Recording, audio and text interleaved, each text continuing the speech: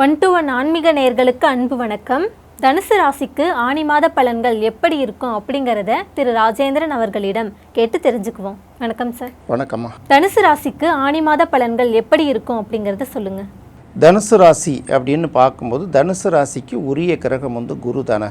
குருவோட மூமெண்ட்டை வச்சு தான் நம்ம தனுசு ராசிக்கு எப்படி இருக்குங்கிறத ஒருத்தரையும் சொல்லிட்டு வரணும்.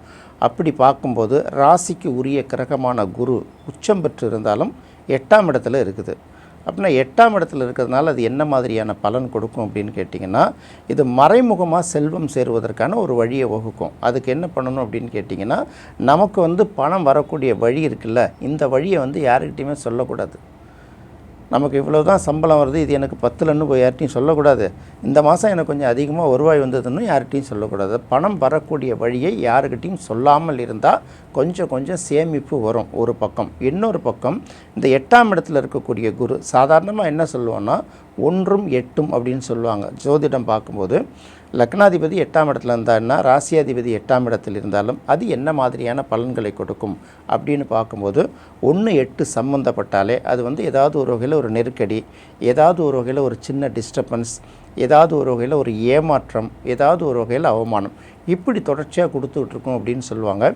இன்னொரு பக்கம் ஏன் இதை பெருசாக நம்ம எடுத்துக்க வேணாம் அப்படின்னு பார்க்கும்போது குரு உச்சம் பெற்று தான் உட்கார்ந்துருக்காது. அதனால் மறைமுகமாக வருவாய் என்ன அப்படின்னு சொல்ல முடியாமல் வெளியில் தெரியாத சில பேருக்கு வருவாய் வருதில்ல, அவர்களுக்கு இது ஒரு நல்ல காலமாக இருக்கும். அதுக்குன்னு எல்லாரும் இப்படி இருப்பாங்களா? ஏதோ பண முதலாளிகளுக்கு பெரும்பிருக்கலாம். சாதாரண நபர்கள் என்ன பண்ணுறது அப்படின்னு பார்க்கும்போது தான் இவர்களுக்கு பணம் எவ்வளோ வருதுங்கிற ஒரு விஷயத்த சொல்லக்கூடாது. அது ரொம்ப ஷார்ட்டேஜாக இருந்தாலும் சரி, எக்ஸஸாக இருந்தாலும் சரி, சுத்தமாக வரவே இல்லாட்டி கூட சரி, பணத்தை பற்றி எனக்கு வருது வரலங்கிற பேச்சே வெளியில் சொல்லாமல் இருக்கும்போது அவர்களுக்கு அந்த நெருக்கடி கொஞ்சமாக குறைய ஆரம்பிச்சிடும்.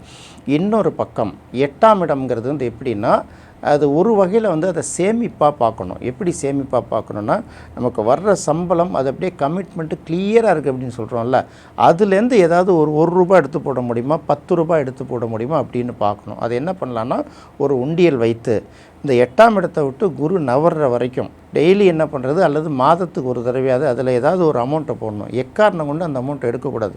சில்லறல்ல அப்புறம் போட்டுக்கலான்னு கூட சில நேரத்தில் எடுப்போம்ல, அப்படி கூட போடக்கூடாது. அப்படி போடும்போது என்னாச்சுன்னா நம்மளுடைய விரயம்னு பேர். 12ஆம் இடம் விரயம். இது பார்த்திங்கன்னா தேவையில்லாத பெனால்ட்டி கட்டுறது அப்படிம்பாங்க. அது மாதிரி நாமளே அந்த வேலையை செஞ்சு வச்சுட்டோம்னு வச்சுக்குவேன், அது ஒரு நெருக்கடியை கொடுக்காதுல்ல, அந்த மாதிரி பண்ணிக்கலாம். இன்னொரு பக்கம் பார்க்கும்போது குடும்பம் இந்த பேங்க்கில் ரெக்கரிங் டெபாசிட் அப்படின்னு போடுறாங்கல்ல, மாதம் ஆச்சுன்னா ஏதாவது ஒரு அமௌண்ட்டு கடனை வாங்கியாவது அந்த மாதம் போட்டுடணும். அதுக்கப்புறம் பெரட்டிக்கிட்டு இந்த கடனை கொடுத்துடணும். இப்படி போட்டுகிட்டே வரும்போது அந்த 8ஆம் இடத்து குருவால் வரக்கூடிய அந்த நெகட்டிவ் விஷயங்கள்லாம் மாறி பாசிட்டிவான விஷயங்கள் நடக்க ஆரம்பிக்கும் ஃபஸ்ட்டு. அடுத்தது பார்க்கும்போது இந்த குருவோட சுக்கிரன் சேர்ந்து இருக்குது. இந்த குருவும் சுக்கிரனும் சேர்ந்து இருந்தாலும் நல்ல பலனை கொடுக்காதுங்கிறது தொடர்ச்சியாக சொல்லிட்டு வரோம். அது இருந்தாலும் பார்க்கும்போது 8ஆம் இடத்துல சுக்கிரன் மட்டும் இருக்கிறது நல்லதா அப்படின்னு பார்க்கும்போது சுக்கிரன் மட்டும் இருக்கிறது நல்லது தான். ஆனாலும் சுக்கிரனுக்கு அது பகை வீடு, குருவுக்கு உச்ச வீடு. அதனால் 8ஆம் இடம் சம்மந்தப்பட்ட விஷயங்களில் சின்ன பாதிப்புகள் வருங்கிறதுனால அடிவயிறு சம்மந்தப்பட்ட பாதிப்புகள் வருவதற்கு வாய்ப்பு இருக்குது. பெண்களாக இருக்கிற பட்சத்தில் இந்த மாதவிடாய் கோளாறுகள் வருவதற்கு வாய்ப்பு இருக்குது. அதெல்லாம் அப்பப்போ சரி பண்ணிக்கணும். அதே போல் மலச்சிக்கல் அந்த மாதிரி சின்ன விஷயங்கள் வரும். ஆண்களுக்கும் அதே போல் வயிறு சம்மந்தப்பட்ட பிரச்சனைகள் வருங்கிறதுனால கொஞ்சம் கவனமாக, சாப்பாட்டு விஷயங்களில் கவனமாக இருந்தாலே ஓரளவு இதை கட்டுப்படுத்திக்கலாம். இது குருவை வச்சு பார்க்குறது. அடுத்தது பார்க்கும்போது ராசிக்கு 3ஆம் இடத்துல ராகு இருக்குது. ராகுவை பொறுத்தவரை 3ஆம் இடத்துல இருக்கிறது ரொம்ப தைரியத்தை குறிக்கக்கூடிய ஒரு விஷயமா இருக்கிறதுனால நிச்சயமாக நல்ல பலனை கொடுக்கும். எப்படி நம்ம இந்த மாதத்தை சமாளிக்க போகிறோம், அடுத்த மாதத்தை சமாளிக்க போகிறோம் அப்படிங்கிற மாதிரி எல்லாருக்குமே ஒரு பயம் இருக்கும் இல்லையா? எல்லா ராசிகளுக்குமே ஒரே மாதிரி நல்லாயிருக்கும். திசாபுத்திகள் மாறும், கோச்சார நிலைகளில் சில விஷயங்கள் மாறும் இல்லையா? அப்படி மாறும்போது தொடர்ச்சியாக ஒரு அச்சுறுத்தல், அச்சம் மனசுக்குள்ளே இருந்தால் கூட இந்த அச்சத்தை எல்லாம் மீண்டு எப்படி இருந்தாலும் நாம் தானே சமாளிக்க போகிறோம், பயந்து ஓடுறதுனால பிரச்சனை நம்ம கண்டு ஓட போகிறது இல்லையா அப்படிங்கிற ஒரு தைரியத்தை இந்த ராகு கொடுக்கும். இந்த ராகு என்ன பண்ணுன்னா, மற்ற முன்பின் அறிமுகம் இல்லாத சில மனிதர்கள் இருக்காங்கல்ல, நமக்கு முன்ன பின்ன சம்மந்தமே இருக்காது, அந்த மாதிரி மனிதர்களோட ஹெல்ப்பு ஏதாவது ஒரு இடத்துல கொடுக்கும். யாருன்னே தெரியலங்க, திடீர்னு கடவுள் மாதிரி ஹெல்ப் பண்ணாருங்க அப்படின்னு சொல்லுவோம் இல்லையா, அந்த மாதிரி சில ஹெல்ப் அவர்களுக்கு கொடுக்கும். அதே போல் நம்ம மொழியை தவிர மாற்று மொழி பேசுகிறவர்கள், மாற்று இனத்தவர்கள், இந்த மாதிரி ஆட்களால் இவர்களுக்கு ஒரு எதிர்பாராத ஒரு நல்ல லாபமோ ஒரு தன்னம்பிக்கையுரிய விஷயங்களும் தொடர்ச்சியாக நடப்பதற்கு ஒரு வாய்ப்பு இருக்குது. அடுத்தது வந்து பார்க்கும்போது 4ஆம் இடத்துல வந்து சனி இருக்குது. 4ஆம் இடத்துல இருக்கக்கூடிய சனி வந்து அர்த்தாஷ்டம சனி இல்லையா? இந்த அர்த்தாஷ்டம சனி என்ன பண்ணணும்னா சுகஸ்தானத்தில் இருக்கக்கூடிய சனிக்கு தான் அர்த்தாஷ்டம சனின்னு பேர். இது வந்து சுகத்தை கெடுக்குங்கிறாங்க. ஆஃபீஸில் போய் ஒர்க் பண்ணோம்னா ஏதோ மனசுக்கு பிடிச்ச ஒர்க் இருக்காது, அல்லது கொஞ்சமாக சம்பளம் வாங்கி கொடுத்துட்டு நிறைய வேலை வாங்கிப்பாங்க, அல்லது எல்லா வேலைகளையும் நம்ம தலையில் கொண்டு வந்து கட்டுவாங்க. நம்மளால் வேலையை விட்டுட்டு வர முடியாத ஒரு சூழலாக இருக்கும்ல, இந்த மாதிரி ஒரு நெருக்கடி. வீட்டுக்குள்ளார போனோம்னா ஏன்டா வீட்டுக்கு வரோன்னு இருக்கும். அது சொல்லுவாங்கள்ல, வீட்டுக்கும் போக முடியாமல் ஆஃபீஸுக்கும் போக முடியாமல் நடுவில் நின்றுட்டு இருக்கிற மாதிரி ஒரு சூழல் வரும்ல, அந்த மாதிரி நெருக்கடிகள்லாம் இருந்திருக்கும். அந்த காலகட்டங்கள்லாம் இனி மாறிடுச்சு. குரு பயிற்சி ஆயிடுச்சு. சுக்கிரன் வந்து சிம்மத்துக்கு போன பிறகு குருவோட பார்வை வந்து நேரடியாக சனிக்கு கிடைக்கிறதுனால நல்ல வாய்ப்புகள் வந்து தனுசு ராசிக்காரர்களுக்கு உருவாகும். நிறைய பேர் பார்த்திங்கன்னா புதுசாக அக்ரிமெண்ட்லாம் போடுவாங்க, தொழில் ரீதியான அக்ரிமெண்ட் போடுவாங்க, புதுசாக பிஸ்னஸ் ஆர்டர்ஸ் எடுப்பாங்க. தாய் வழி சொத்துக்கள் தந்தை வழி சொத்துக்கள் ஏதாவது கிடைக்காம இருந்தால் இனிமேல் வரும். நிறைய பேர் வந்து சொந்தமாக வீடு வாங்குவதற்கு ஒரு வாய்ப்பு இருக்குது. லோன் போட்டு தான் அந்த மாதிரி வாங்குவதற்கான வாய்ப்புகள்லாம் இனி உருவாகும். இதெல்லாம் ஒரு என்னதான் நெருக்கடி இருந்தாலும் இன்னொரு பக்கம் ஒரு நல்ல விஷயம் நடந்துக்கிட்டே இருக்குங்கிறதுனால இதுவும் அதையும் சமமாக பார்க்குறதுக்கு கற்றுக்கணும். ஒரு நெருக்கடி வந்தால் பின்னாடியே ஒரு நல்லது வரும். ஏற்கனவே ஒரு நல்ல விஷயம் வருதா, பின்னாடியே ஏதோ ஒரு பிரச்சனை வரப்போகுதுங்கிறத நம்மளால் தெளிவாக உணர்ந்துக்கணும். அடுத்தது அந்த வீட்டுக்குரிய 4ஆம் இடத்துக்குரியவரும் குருங்கிறதுனால குரு 8ஆம் இடத்துல உட்கார்றதுனால மாற்று பாலினத்தவரோடு வேலை செய்கிற இடத்துலையும் பழகும்போதும் ரொம்ப கவனமாக பழகணும். அதனால் தேவையில்லாத ஒரு கெட்ட பேர் வருவதற்கான வாய்ப்புகள் இருக்குங்கிறதுனால எச்சரிக்கையோடு இருக்கணும். அடுத்து பார்க்கும்போது ராசிக்கு 5க்கும் 12க்கும் உரிய செவ்வாய் 5ஆம் இடத்துல ஒரு வாரம் தான் இருக்குது. அதுக்கப்புறம் பார்த்தா அது 6ஆம் இடத்துக்கு போயிடுது. இந்த 6ஆம் இடத்துக்கு போய் அதை வந்து சனி பார்வை செய்கிறதுனால என்னென்ன மாதிரி சிக்கல் உருவாகும்னா, நிறைய பேருக்கு வயிறு சம்மந்தப்பட்ட பிரச்சனைகள் உருவாகும். வேலை செய்யக்கூடிய இடங்களில் பார்க்கும்போது நமக்கு மேலே உள்ளவர்களோ நம்மளோட கூட ஒர்க் பண்ணுறவங்களோ பெரிய அளவுக்கு கோஆப்ரேஷன் கொடுக்க மாட்டாங்க. ஏதாவது நம்ம ஏற்கனவே சொன்ன மாதிரி எந்த வேலை செஞ்சாலும் அதை அப்ரிசியேட் பண்ணுறாங்களோ இல்லையா, அதில் உள்ள குறைகளை மட்டும் கரெக்டாக கண்டுபிடிச்சி கேட்பாங்க. நம்ம என்ன தான் கவனமாக வேலை செஞ்சாலும் நம்மளையும் மீறி ஏதாவது ஒரு இடத்துல ஒரு சின்ன சின்ன மிஸ்டேக்கெலாம் வரும். அதனால் வேலையில் ரொம்ப கவனம் தேவை. அதே போல் வயிறு சம்மந்தப்பட்ட அந்த வயிறு வந்து சாப்பிட்டா ஜீரணமாகாத அந்த மாதிரி சில பிரச்சனைகள் வரும். சில சாப்பாடுகள் வந்து உடம்புக்கு ஒத்துக்காமல் போகிறதெல்லாம் இருக்குது.